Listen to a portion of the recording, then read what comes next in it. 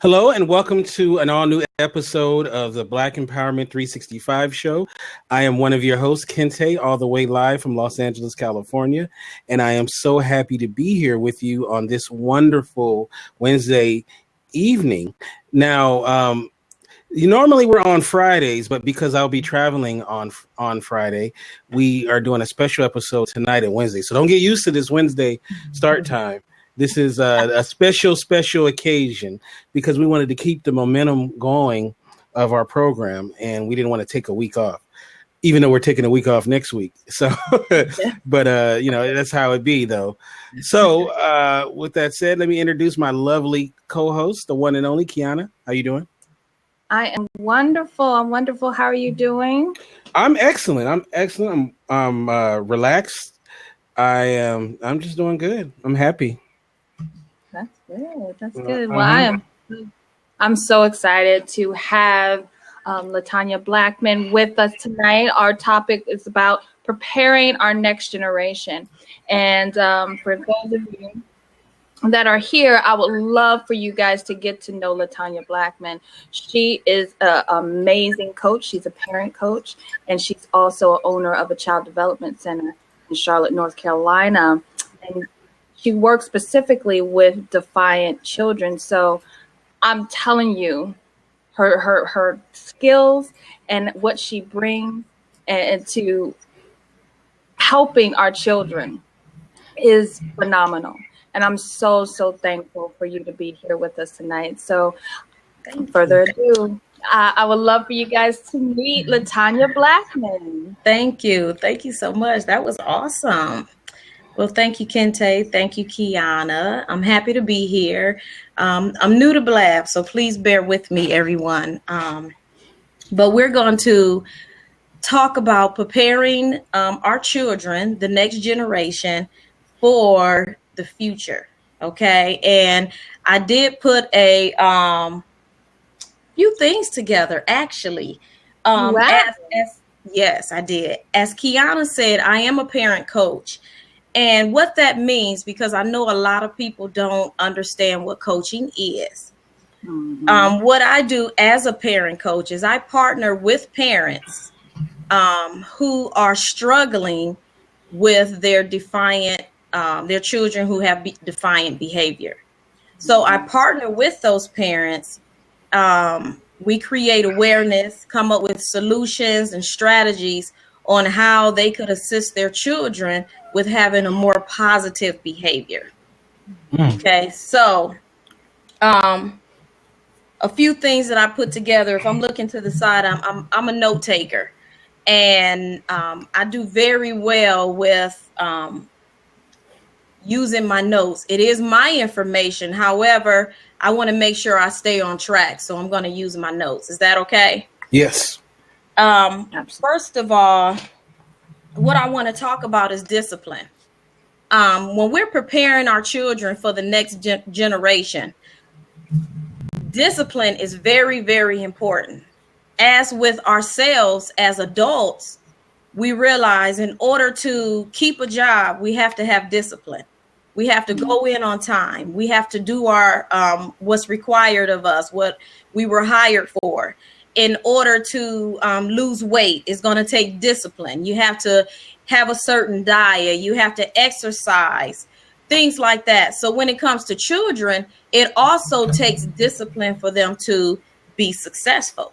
And whatever it is, if they want to get an A or going to bed on time so that they can wake up on time, that takes discipline. Okay, so first, parents must have discipline themselves, because you can't teach something that you don't have.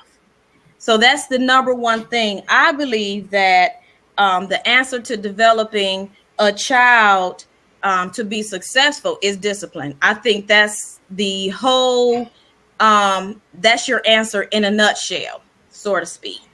Now, Lady B, when you go through these steps, I would love to, if it's okay, if we ask you questions about certain of these things, because right off the top of my head, when you said, the parent, focusing on the parent, what are some things that as a parent that can really help us prepare our children and guide them in the right way. When it comes to discipline or Right, anything. right. Okay. Well, let's about discipline. Okay. Well, when it comes to discipline, some of the things we can do to help prepare our children is teaching them. I'm from the old school, so I'm gonna be honest. Teaching them when it's okay to speak and when it's not okay to speak. Sometimes you have to be quiet and just listen. That takes discipline, and it's a learned behavior. So it's not something that they're born with. It is something that they have to be taught. Also, things with teaching them discipline is being able to do things for themselves. I have teenagers. I have 3 teenagers, and I have an adult child who's 22 years old. Well, my 3 teenagers, there was a time where I would have to go and wake them up every morning. No, I'm not doing that. I purchased them an alarm clock. Your alarm clock is going to go off in the morning. You need to get up. If you are not up and ready by a certain time, you're going to miss breakfast. If you miss breakfast, we're downstairs at a certain time for prayer every morning. You miss breakfast, you don't get breakfast because they don't serve breakfast at school. You have to wait for lunch. That's discipline. So what that means is when you hear your alarm clock go off, you need to get up. If I hear their alarm clock go off and I don't see a light come on, I do not go and wake them up. They are going to have to deal with the consequences. They're going to be running behind, or they're going to miss breakfast, or whatever the case may be. So that is something that, we have to teach our children, because as they go to the next stage in their life, they can accomplish that area there and they'll be prepared for the next stage. Does that make sense? Makes perfect sense. Now you said that you were talking about defiant children. What defines children? Defiance is when a child is choosing either not to follow the rules or choosing not to do what they're asked to do, such as, like Kiana told you, I have a child development center. We have certain rules in place. And when a child does not follow those rules, not because they just forgot or they got sidetracked, but they are literally saying, I don't want to do it. Or they may not even be saying, I don't want to do it, but they are making a choice not to follow the rules, then that is considered being defiant. Okay. Okay. And so you can go ahead if you were going on your notes, but if we do have questions, I want to dive right in. So I'll let you go ahead. No problem. So I was just talking a little bit about discipline or having self-control.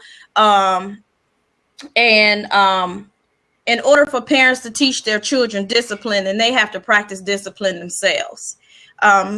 You have some children who are just easy children. They'll do well because they see you do well.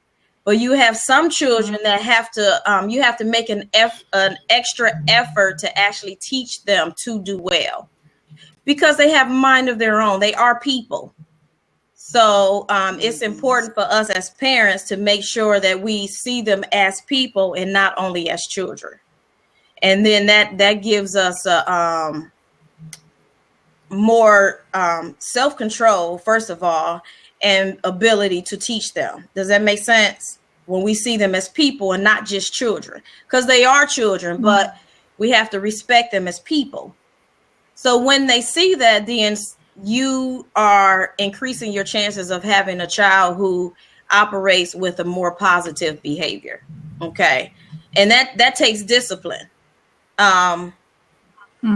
It takes discipline. We are their first teacher. And unfortunately, some parents, and I can speak for myself, I was a fairly young mom when I had my first child. And I didn't know a lot of things, you know, although I know now that I'm her first teacher and I did the best that I could. I didn't know what to do at times. So I had to learn for myself. I had to learn discipline in order to be able to teach her certain discipline skills. And it's going to be based on your values as well. So, you know, if you operate with a high standard of values, then you increase your chances. Okay. So I see we have a question. What do you think? Can we all read this? I'm not sure. Yes. Okay. Yeah. Mm-hmm. What do you think about who are against punishing their children? They want them to have open choices and learn from the choices they make. I agree with that. Like I said, I am an old school parent, and I did whoop my children. I don't do it a lot though. It's last resort. But when you say punishment, I see punishment and consequences as two different things. So when it comes to, okay, so you said they want them to have open choices and learn from the choices they make. And I agree with that. And that's where consequences come in. We have choices, and we have to either be rewarded from the choices that we make, or we have to deal with the consequences from the choices that we make. And I believe the same thing with children. However, your choices are going to have to, as long as this is me, and I know all parents don't believe this, but I do believe that is, if a child is still living in your home, yes, they should have choices, but it has to line up with the values that I implement in my home. Okay. So let me give you an example. My children are all required to go to college and graduate. This is simple. I have one who's about to graduate this year. I have 3 more to go. It's not an option, but they all want to go to college and graduate because it's always been instilled in them from the day they were born. It was like, when you wake up tomorrow, when you go to college, you know, it's instilled in them. However, they make the choice on which college they want to go to. So it lines up with the values that I teach them, but they're going to make the choice on which college they want to attend. I hope that helps. So I do believe that children should be able to make their own choices. However, it needs to line up with the values that you want to instill in them. I hope that helps. Yeah, it makes a lot of sense what you're saying. As far as having options, I didn't really have many options as a kid. My parents, I think the only times we got to choose stuff was like on our birthday. So, you know, so all these options that these kids are getting is pretty funny to me. But I mean, I guess it is what it is. But the question I had for you is that, you know, I want to go back to the idea of the defiant children. And like, are there children that you wouldn't accept into your development center, or children that you may have to turn your backs on because of their behavior was just too out of control? Does that ever happen? It has happened once, unfortunately. We don't turn any child down. If a parent wants their child, and some parents bring their children to our program because they know we have a focus on assisting children who have defiant behavior. So we do get some of those children just because their parents have heard about us. And we do not turn them down. We don't interview them. We work with them. We come up with solutions. We have meetings with the parents to do whatever we can to come up with solutions. However, there has been one case where we had a child in our program, and the behavior was so defiant that I couldn't control her anymore. My staff members couldn't control her, and it was controlling the entire program. Field trips were very uncomfortable. She would scream at the top of her lungs, kick walls. It became dangerous. So in that, I had to remove her from the program. I still have a relationship with her. She still comes to visit me. She's being raised by her grandparents. Her grandparents still comes to visit me. I've formed a relationship with the family. So we're still in touch, but they understand that our program is not the right program for her. It was getting to a point where the other children weren't able to be effective because of this one child. So, and that just happened one time, unfortunately. Actually, the grandmother came to visit me today. Did she? She did. Oh. Well, I mean, I think I know how passionate you are about what you do. I know personally. And, I really want to know, of course, some people are really good with children, but to have that passion, what does it really take to really have that passion to do what you do? I guess coming from someone else's point of view, it takes a lot. Coming from my point of view, it's just who I am.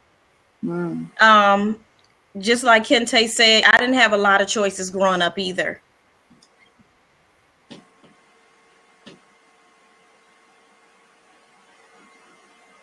Uh-oh, did we lose?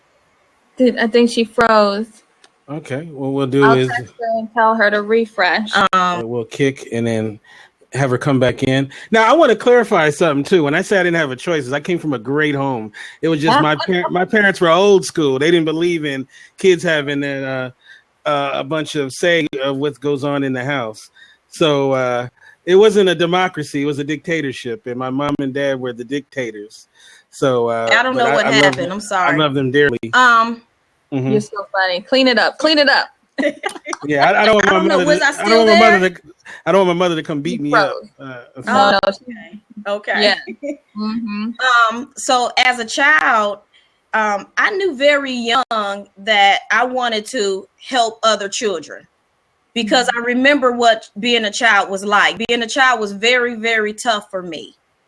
So I never wanted a child to have to go through the things that I had to go through. So that was always important to me. So even, becoming an adult and having my own children, it was something that I always wanted to pursue, but didn't really know how to do it. So as God blessed me and life got better, I start being able to be to tap into my resources and being able to get the training that I need and connect with the people that I needed to in order to follow my passion. Okay. Well, what is the next one on your list? Empowering your child. So that's huge. Because sometimes we don't know how to do that. It's not as easy as it sounds. As a parent, I was a single parent for a while, so I know how that is. But as a parent, in a two-parent home or as a single parent, it can be really, really hard because children have so much going on. You want them in activities. They have homework. You have to read with them.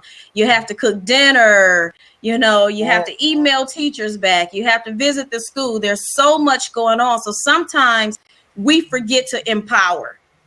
Woo. And in our daily routine, we think that we're empowered ourselves because we're just making it happen. As a parent, as a mom, we're just doing what we need to do and we miss out on the empowerment part. So it's really, really, really important that we focus on empowering our children. And as we do that, then we'll also see that the behavior will be more positive. as well. So different ways that we can empower our children is goal setting. You know, we're working on that now with the children. Yes. So in our Child Development Center, just to give you all a little recap, we're for the month of March, we are actually creating vision. So we have our students developing goals. So they're developing 3 goals, and then they are making a list of what they need in order to reach that goal. And these are short-term goals that they have to create and be able to accomplish within the next few months. That's a way to empower them. They're very excited about it. We're working on it every week, and the end result is going to be a vision board. So they'll be able to create their own vision board, decorate it, and then take it home with them and post it up. So that is one way that even parents can do that at home, you know, create a vision board, or just sit down and set goals, go over goals every 3 months with your children, you know, and ask them what do they want to accomplish.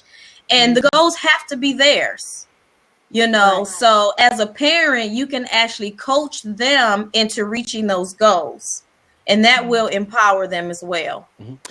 Now, I want to give a snapshot of your wonderful development center, because I don't know that. And I wrote myself a little note here. I just want to go over this with you guys when it comes to empowering. Instead of worrying. Hello? Can you hear me? Can you hear Kente? Yeah, can you hear me? He's gone. I don't see him. I don't see him at all. Oh, okay. Yeah, you need to refresh. Is he there? Yeah, wait. He said that you'll have to refresh. Okay. Okay. So we'll try that again from the top. Let me pause.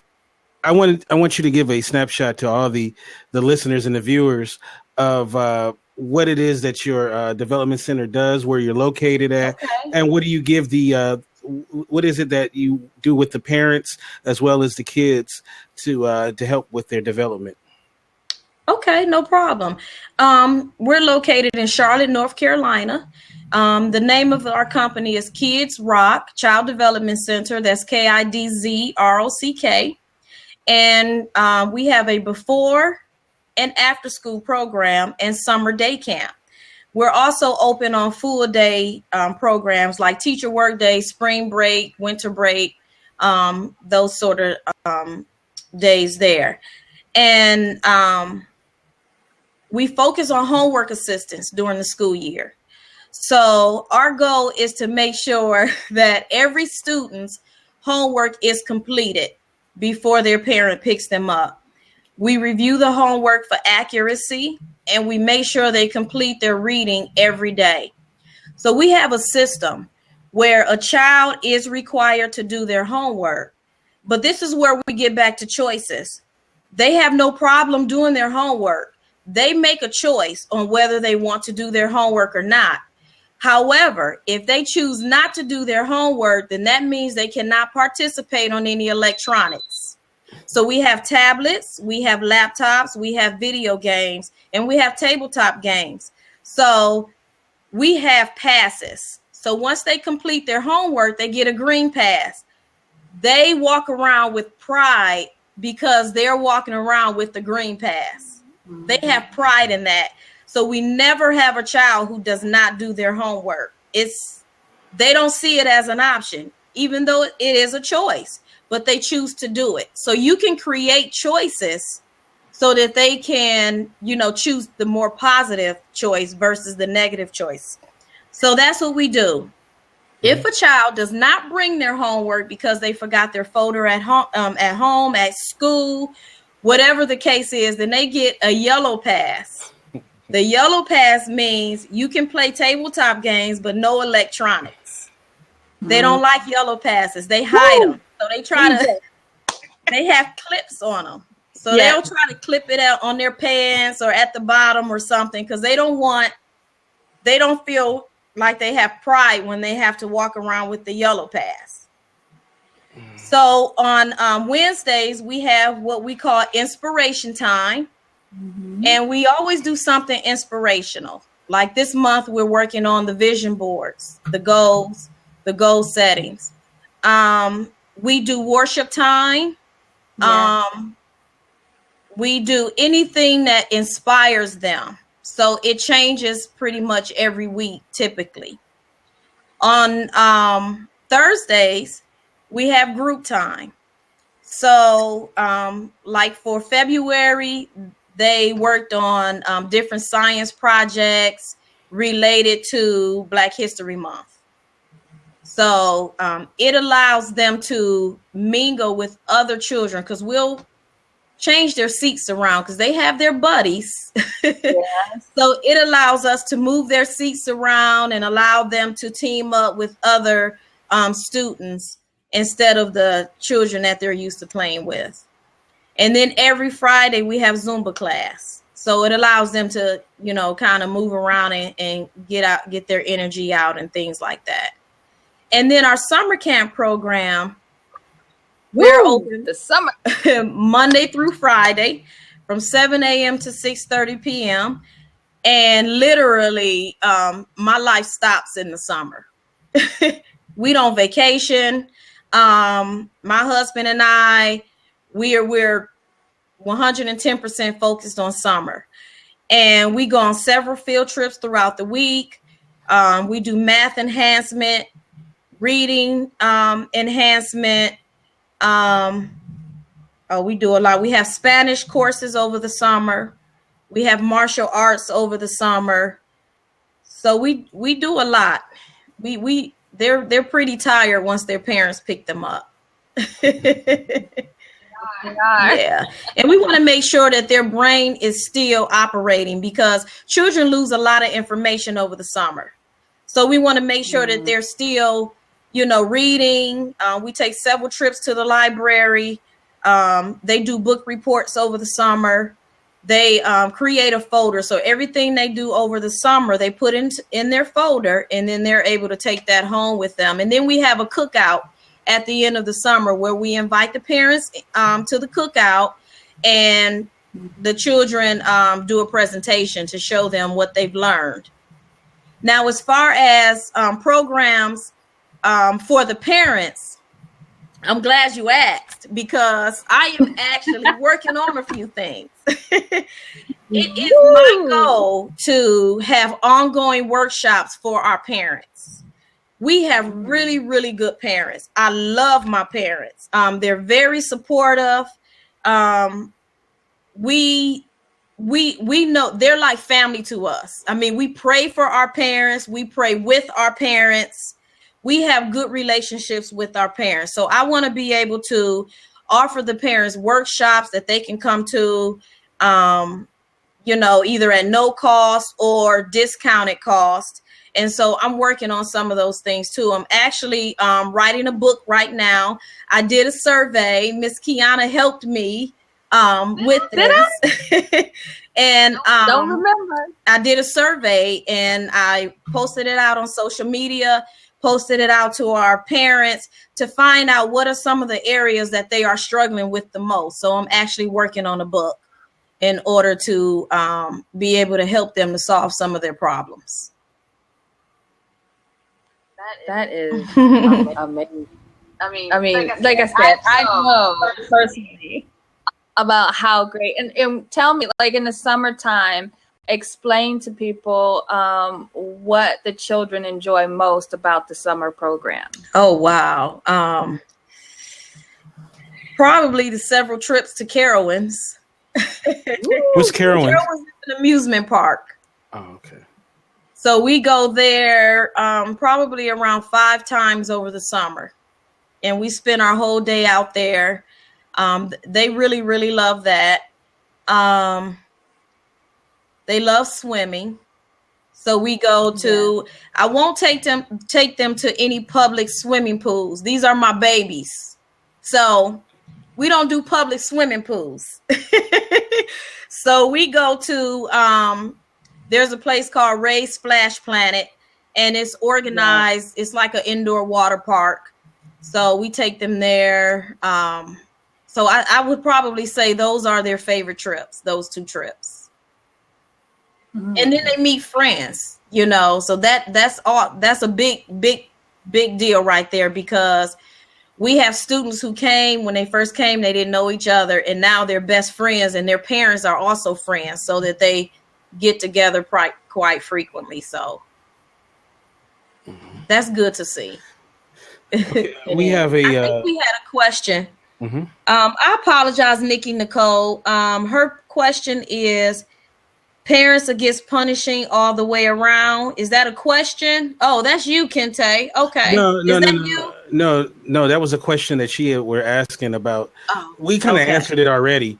Okay. But we have a question from Olaf. He wants to know, how many kids do you work with on a daily basis? We have about 50 students in our program. Oh, wow, 50. 50. Mm-hmm. How many people you have on staff? Currently, we have 3 because we're short-staffed.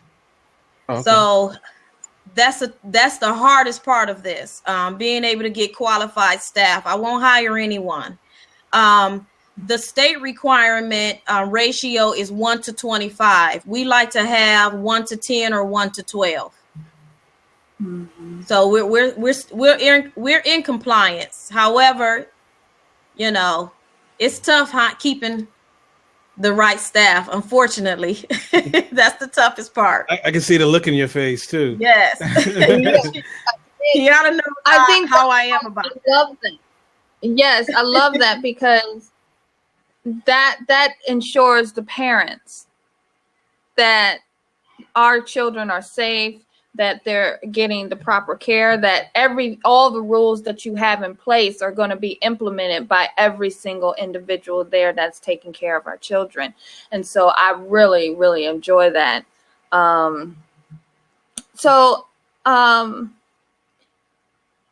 Empowering. I think I want to go back to the empowering, because that's where you had left off on your list. Mm-hmm. Really empowering our children.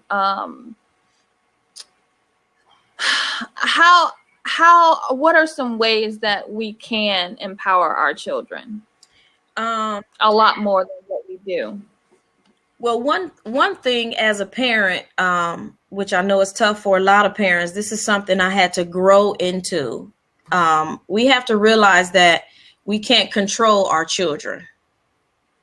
And I think when we learn how to use the ability of choice and not control, then that empowers them to be independent.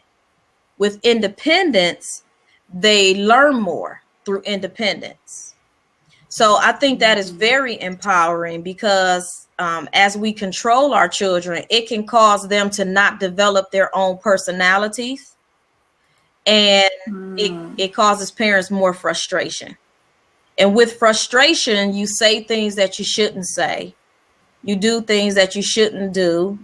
And words are very important when it comes to raising our children. So the words that we speak to our children, they need to be words of empowerment. So children can feel proud of themselves. And when they're proud of themselves, then, I mean, they'll do everything you need them to do. It's true. Mm-hmm. You're exactly right. Building them up. Okay. Mm-hmm. Yeah. So what is the next thing on your list? Let's see here. Parents should be aware of the stages of maturity. Very important. Children mature differently. And sometimes, and I think I had this conversation with you, and I have this a lot with parents. Sometimes, you have a child or you have children and they always have good behavior. And you're like, oh, that's my baby. But then they get into this season and you're like, what is going on? They're just misbehaving. The teacher's saying they're chatty and we have to recognize the stage of maturity. Sometimes they go through stages where they become more social. They could be going through a growth spurt. They could be dealing with some insecurities, so recognizing those stages of maturity is very important, especially when they are becoming teenagers, because they become difficult. but they're not trying to be difficult. They really aren't trying to be difficult, but they can't control it themselves because they don't understand who they are themselves. They're trying to create their own independence, and they're trying to figure out who they are. So we have to recognize those stages of maturity and what comes along with that stage. So I think we have, what advice would you give grandparents? I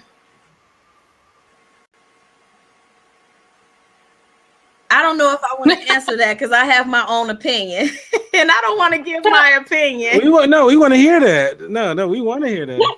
I believe that grandparents should not be raising their children. Okay. Honestly, I believe that grandparents should be grandparents. And, but for whatever reason, they end up raising their children. And it's so unfortunate because a grandparent has a hard time meeting the needs of a child.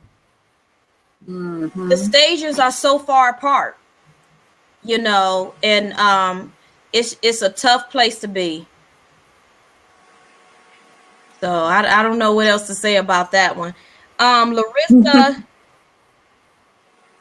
think she had a question. Yes. How do you keep up with the smart kids? That's a she said a gifted child. Or a gifted child.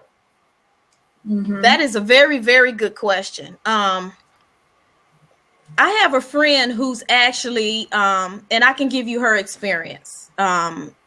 She was considered gifted and talented when she was in high school. And she was a grade ahead. And she said it was very challenging for her because she was on the grade level of all the older students. She played up in sports. She played soccer. So she played up with the children on her grade level. However, she could never really fit in because she couldn't do the things that they could do. So when they started driving, she couldn't drive because she wasn't old enough. When they were able to go certain places, she couldn't go because she wasn't old enough. So as far as personality, I think that might be what you're asking, Larissa. I would say allow your gifted child to be herself. Allow her to express how she feels.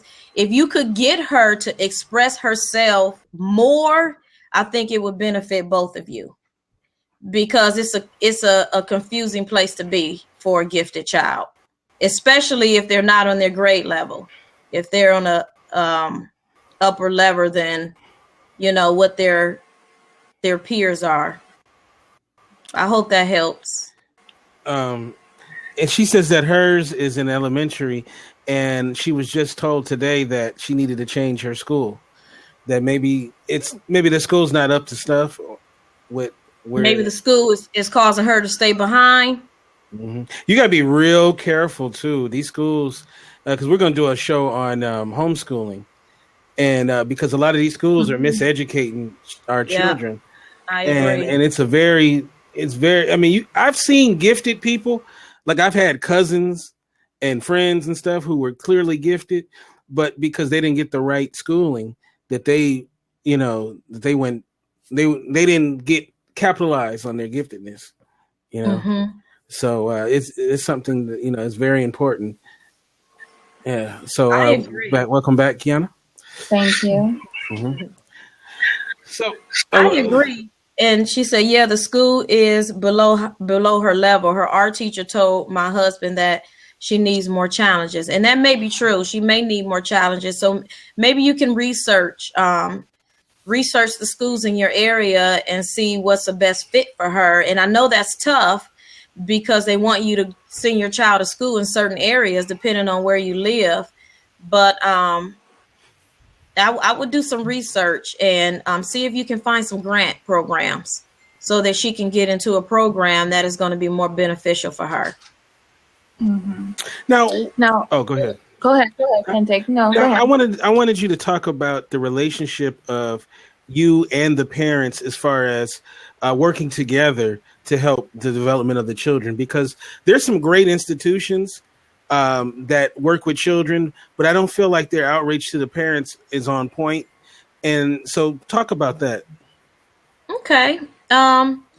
Like I said before, we have really good relationships with our children, with our parents, as well as the children. So let me see what's the best way to answer that. If we're having a problem with the child, typically I would just ask to have a meeting with the parent. But the approach is going to be what's more important. So if I'm meeting with a parent because we're having some defiance from a child, I approach them in a way I need your help. Instead of saying, hey, let me tell you what you can do to make your child's behavior better. So my approach would be, hi, we've been having some problems. Just wanted to know if you've been having some of these problems. Can you make some suggestions for us so that we can help your child? As we start communicating and going into more detail, the roles usually flip. And I'm able to, because we have trust from the parents already, I'm able to transition that conversation to, hey, have you tried this? Have you tried this? And we'll continue to work together on these things here. So that's usually how a conversation would go. We don't call parents if we don't have to. It has to be an extreme emergency. I don't like to bother parents on their jobs. They put us in charge. They have given us authority. I don't want to bother them on their jobs and they feel like they have to leave work or they have to worry while they're at work. So we deal with it. And if I can hold off and talk to you when you come pick them up, then that's what we do, unless it's an extreme emergency situation. Did that answer your question? Oh, big time. Thanks. Okay. Okay, I wanted to go to what Olaf was talking about. He said my oldest grandson had to change grade schools because of bullying. And so I really want you to really touch on, because I know you have very strict rules when it comes to bullying, but can we really touch on it? Because it's a big issue. It is. In schools, online. I mean, it's a big issue with our children right now. It is. Bullying is a big problem. As Kiana said, we have a no bullying policy. It's just not tolerated. We're on it like white on rice. If we just have an indication that a child's bullying another child. So when you have a child who's in school and there's a bullying situation, especially if the child is a special needs child, because he probably can't stand up for himself. And it's unfortunately that we have to teach our children to stand up for themselves. But some students just can't do it and they won't do it. So the school has to get involved. I tell my students all the time, bullying is not a kid matter. It's an adult matter. So if you think someone is saying mean things to you or bullying you, then you need to take it to an adult. So what I would say to you as a parent is to role play with your child. Role play with your child on how they can handle the bullying situation, but they have to go and talk to an adult. They have to be able to tell the teacher, talk to the principal, and then you as the parent must get involved. If that means you have to have pop-up visits, if you have to volunteer in class, things like that, to have a presence so that your child feels safer. Also, another thing you can do is work on some self-esteem building exercises with your child, because bullying will ruin your child's self-esteem. And as a parent, we have to build our children up daily. So work on some self-esteem exercises to build your child up. Always tell them how great they are. You can do exercises like games or assignments on paper, things like that, that will help to build up your child's self-esteem. And like I said, role play with them, teach them how they can go and talk to the teacher and how they can talk to the principal if the bullying situations arise, what they can do in certain situations. And get involved. Get involved. It's a serious matter. If the school isn't doing something, then go higher. Now, we have a question from Renee from Facebook, who's watching as well. Along with the services provided at your center, do you also give parents information on resources to help out, such as dealing with puberty, discipline, or professional services via community services in the county? That's a very good question.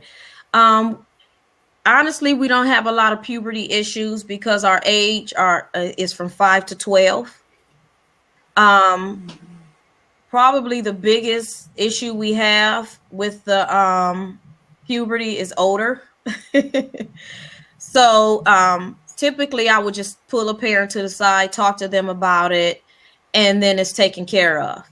As far as discipline, yes, I do provide the parents with resources and information that they could use in order to help their child at home. That is something that we do ongoing. The professional services that we use, I'm a professional coach. So I'm always coaching my parents, always talking to my parents. And like I said, giving them resources. We don't use any community outreach services for our parents. We haven't been in a situation where it has become something that we can't deal with in-house. So honestly, we do deal with a lot of our discipline and resources in-house. Okay. Now, I want to take this time to tell everybody you are listening to the Black Empowerment 365 show with your hosts, Kente and Kiana, and our special guest today is Latanya Blackman. And I want to do a quick shout out of everybody that's in our chat room today. Of course, you have us, of course, but we also have C. Will, we have Shakiva, we have Nikki. We have Nikki Nicole, not to be confused. We have Olaf. We have Aaron, Mr. Wake Up Better. We have Larissa. We have Ohi Tweetin, which is one of my favorite Twitter handles ever. And we have Xanadu. And on Facebook, we also have Renee. And all those people that are listening on Blab and other means, we want to say hey and thanks for coming out. This is a special episode. We normally are on Friday nights, but this is a special episode we're doing today.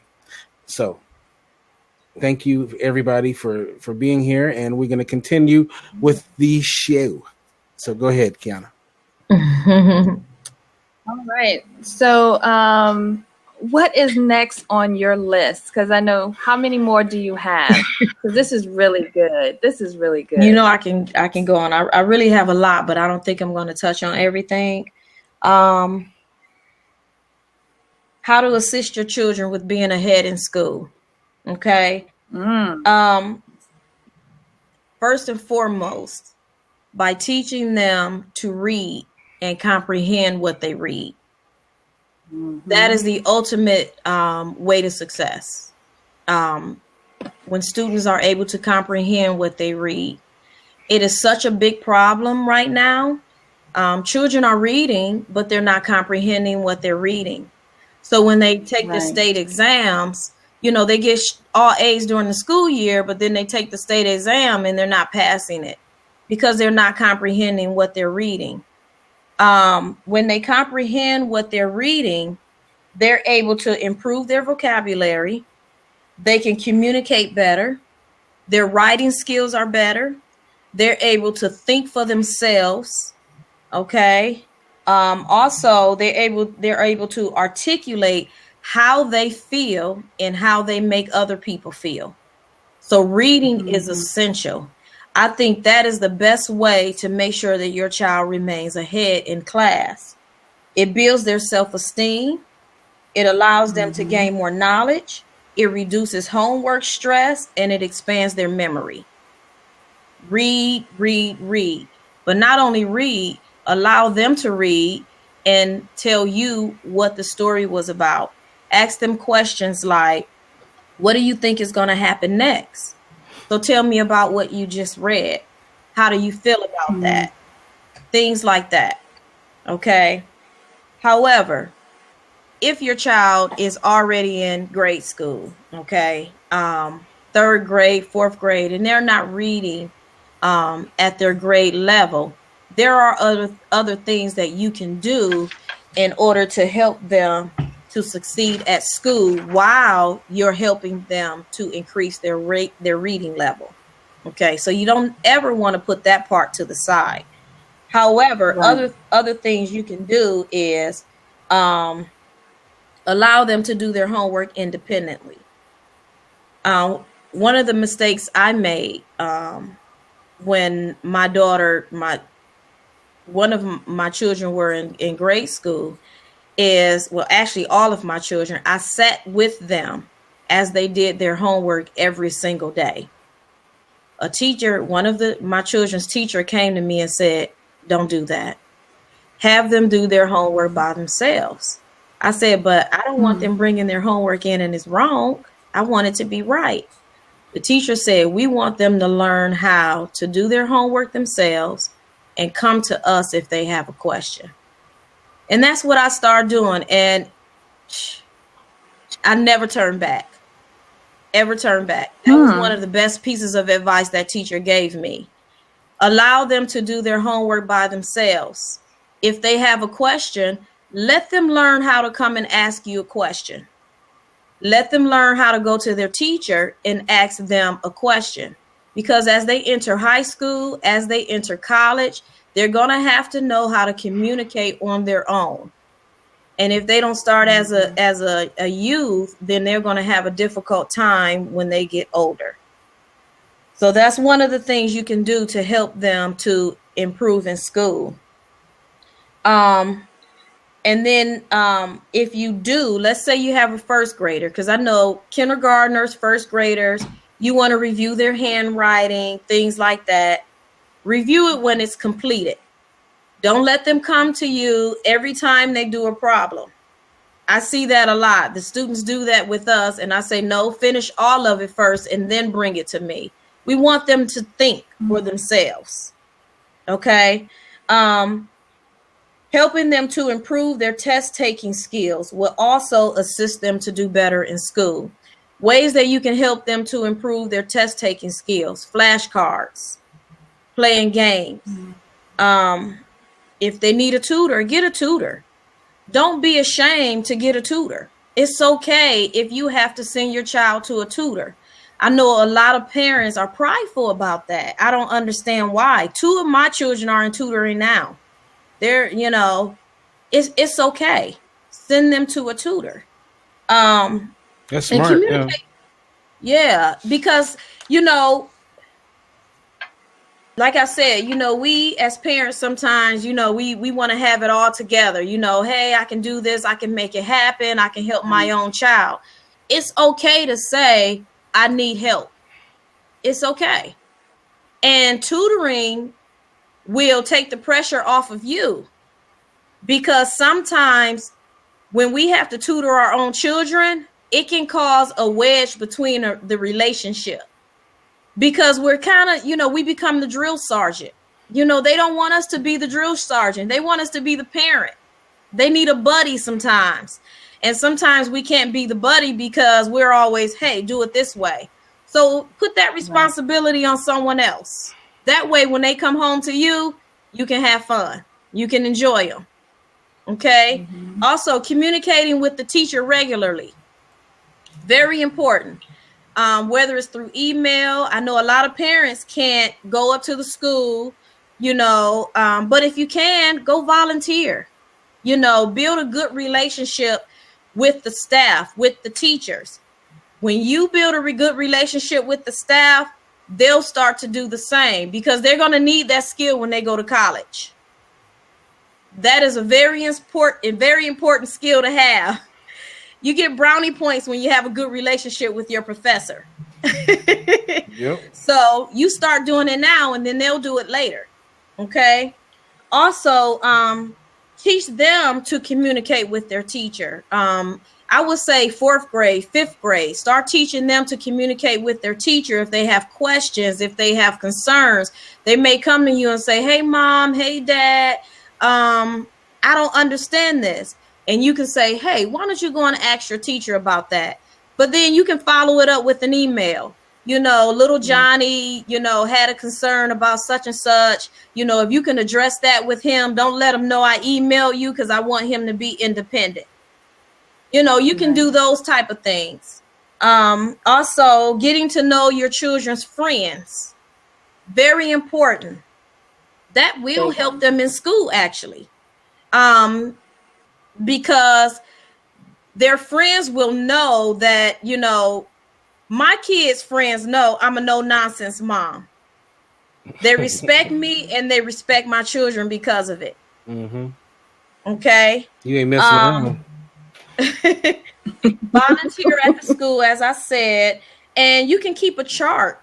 Keep a chart to keep track of your child's daily progress. That'll also help them to improve in school, especially if you have some problem areas, like math or behavior, or little girls are chatty. That's a common thing.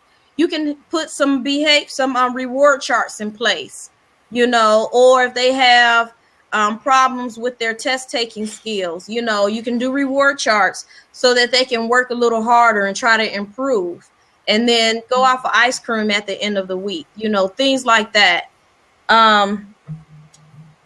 One very, very important thing that I see a lot, and it frustrates me a little bit, but children have so many outside influences. Oh my God. With cell phones, tablets. They're so concerned about the latest trend. Minimize that as much as possible. If you can help your child to focus less on the outside influences, they will focus more on school. Trust me, it works hand in hand. Very important. That's okay. Right. Yeah. I mean, I have a 14-year-old and a 15-year-old who do not have cell phones. Oh, wow. For what? I pick you up. I drop you off. Why do you need a cell phone? Because you want to get on Facebook? Not important to me. Bring me A's. That's all I want. Bring me A's. That's gonna be my philosophy. Hey, bring me A's. We have something from Olaf. Olaf says, do you agree with a teacher marking math problems wrong if the kid is having trouble and show you a different way to get the right answer? So if they can get the answer right, but they didn't do it, they can't show you the way they got it right. Basically, I guess is what he's saying.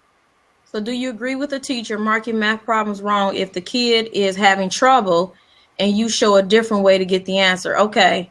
I know the way they teach math now is so different from the way we learn math. I don't get it. I really don't understand it. And sometimes the teacher tell me, that's wrong, Miss Latanya. I say, I got the right answer. Because I don't do it the way they do it. I'm like, long as we got the right answer. No, I don't agree with the teacher marking it wrong. I think as long as they know how to get the answer and they can show their work and the answer is correct, then I think the teacher should bend a little bit, because there's more than one way to skin a cat. It's like, just show your work. So maybe you should have a one-on-one conversation with the teacher about that, because students learn differently, and they may not be able to learn it the way the teacher taught it, but they may be able to learn it the way someone else taught it, as long as they get the correct answer. And I mean, is it important for us as parents to learn how they do the math? Because I know that it was okay in kindergarten, first grade to count on our fingers, right? We played around the world. We did, we did so many different things, but now they're not allowed to use their fingers. And my daughter's looking up in the sky and I'm like, what you doing? How are you? And she'll come up with the right answer, but I have no idea how she's doing it.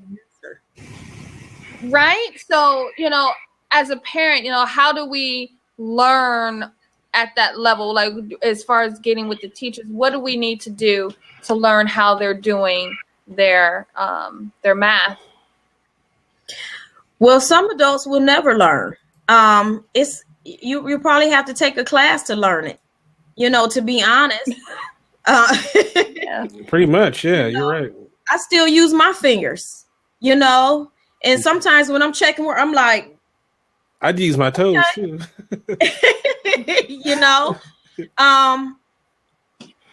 I think that's a conversation that needs to be made with the teacher, because some parents aren't even savvy. They have really, really smart children, but they didn't do well in school themselves. So how can you expect a parent to show their child something that they don't even have the ability to learn themselves? You can't. It's unreasonable. Mm-hmm. Xanadu, she came up with a good point. She said that Khan Academy on YouTube and on YouTube is amazing. Yes. Khan Academy, yes, it really is good. I mean, do you oppose of showing your children the way you would get the problem? Are you opposed of showing them multiple ways? You think that is that a confusing for the child? I think whatever way works best for the child to learn how to get the answer is the best way. And like she said, yes, YouTube, going online. I have apps on my phone that I use to figure out answers to problems all the time, because we're checking homework all the time. I need to check it quick. I use apps on my phone. And I think that if you can use an app and it can break all of the, break it down for you to get to the answer, if your child can grasp that, if they can catch on to that and actually learn it and take an exam and be able to remember the formulas and remember how to get the answer, I don't see a problem with it. If a teacher has a problem with it, then maybe there's a personality discrepancy with the teacher and the child, because that does happen. And sometimes teachers are stubborn too. They're people. They can be stubborn too, and they want things done a certain way. And as a parent, you have to do the best you can to get your child through that school year. Now, and it happens sometimes. Now, talk about being a business owner who works with children, and is it difficult to stay up on what you need to be as far as when you're dealing with kids, as far as the city, the county that you're dealing with? How's that relationship, with just with having everything up to date and all that? Is there a lot of stuff that you have to do? I can only imagine. It's not difficult for us at all, because we're all private pay. We don't receive any government funding for anything. So we're licensed with the state. We have our business license. We have our tax ID. And as long as we follow the laws based on what the state requires, then we're fine. We don't have people coming in and popping up on us and, making sure we're doing this and doing that, because we don't receive any funding from the government. Oh, great. Okay. So you pretty much have it all settled, basically, as far as that. Pretty much. The people that pop in on you are the parents and the kids. So there's the ones that pretty much. That's cool. I like that. I like that. Yeah. How long have you been in business, by the way? 4 years. Oh, wow. Okay. Go ahead. All right. Relatively new. All right. What made you want to do this? Well, it's been a passion of mine for many years. Even as a child, like I was telling Kiana, I think you had went out. My childhood wasn't the best either. And I remember my childhood like it was yesterday. I remember the issues I dealt with.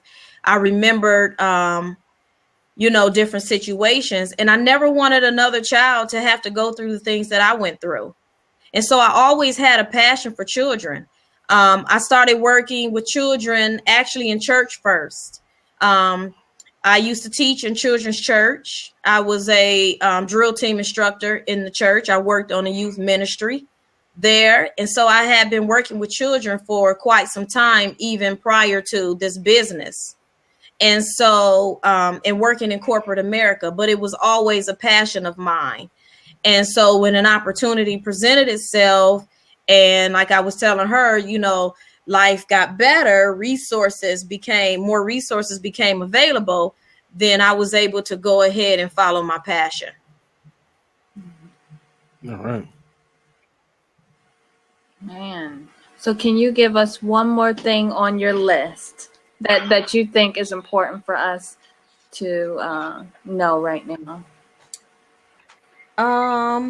Let's see here. I think I covered just about everything. Let me see here. The main thing is I want parents to be encouraged, because parenting is hard. There's so many books out here, so I can't say it doesn't come with a handbook because we used to say that, but there's so many books out here. But even with the resources that are available, it's still hard. You know, emotionally, we deal with our own things, our own issues, and they make parenting even harder for us. So I want parents to be encouraged. I want parents to understand that there's always help. Tap into your resources, ask questions, and never let your pride get in the way of being able to help your child. I agree with that.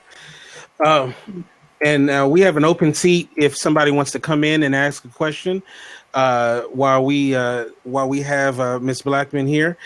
And also too, you work a lot with in the faith ministry. Your husband is a minister, right? Correct. He's a pastor. Yes. Yes. So how has your faith really helped guide you in all of this as well? Oh, big time. Big time. If it wasn't for my faith, I probably would have just given up, you know, just as a parent myself. Because I have, like I said, I was a single parent myself for a very long time.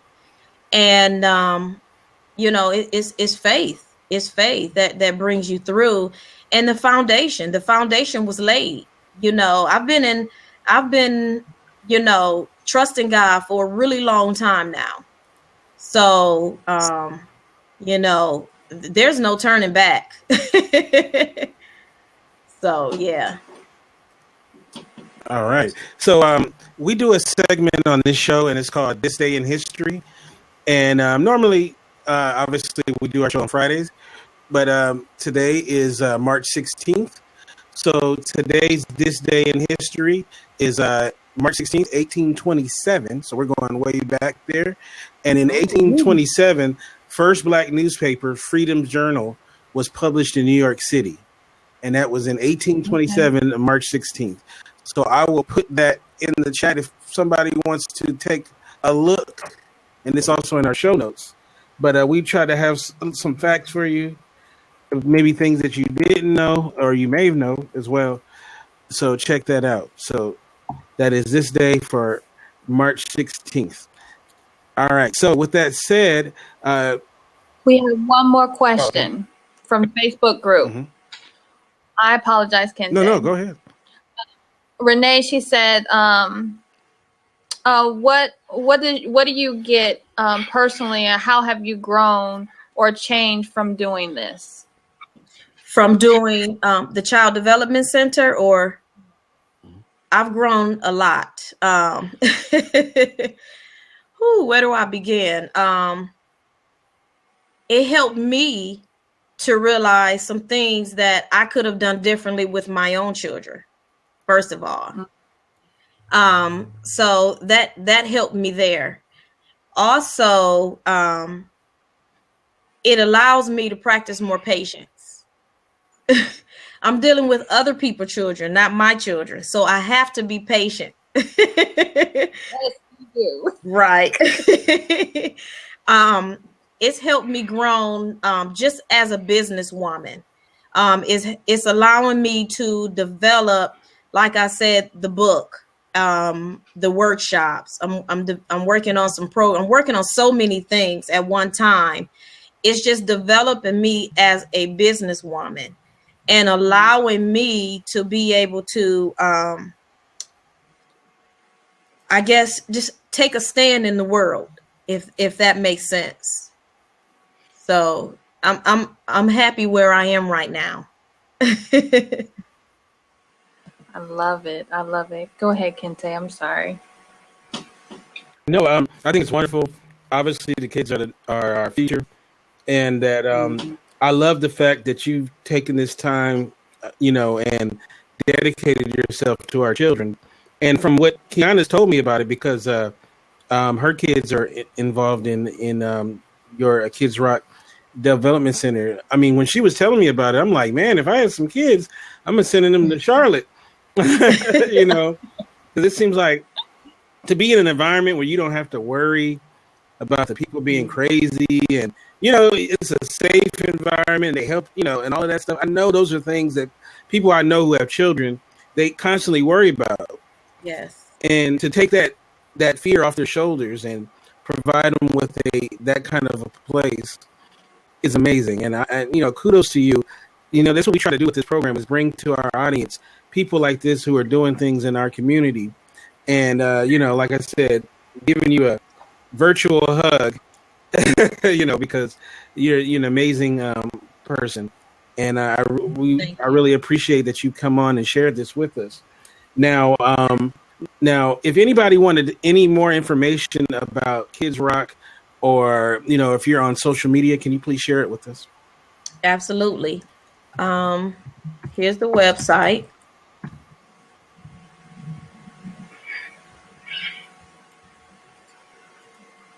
So the website is www.kidsrockcdc.com.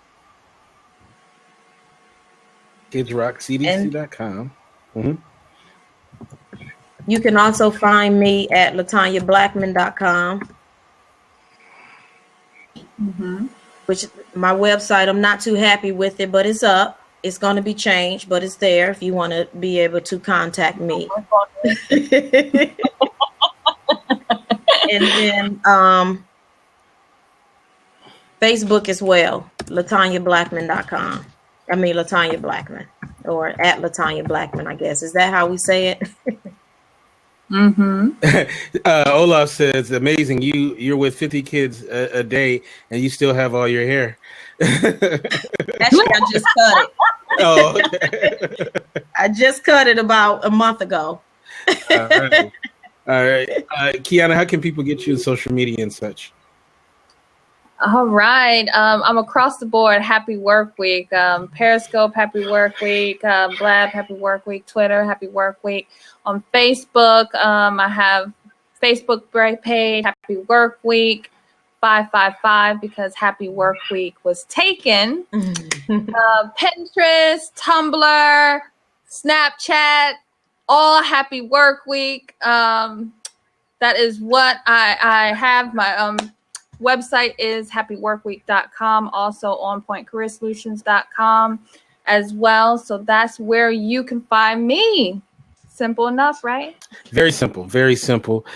And you can follow me at Kente F on Twitter, and you can go to our website, indyradio.org. That's indyradio.org. And we will not be on next week, unfortunately, but we will be on the following week on our regular time, which is Friday. I think we can move it up to 6 p.m. Pacific, 9 Eastern, right, on Fridays. So we'll do that instead of the. What did you say? Wait, is that Good Friday? Next week is Good Friday? Next week is Good Friday. Right. Yeah, we won't be on next week. We'll be on the following week. So absolutely. So April Fool. April Fools. We'll be on April Fools. Right. Well, we really will be on April Fools. We're not fooling with you. But once again, thank you, and we'll see you next time. God bless you.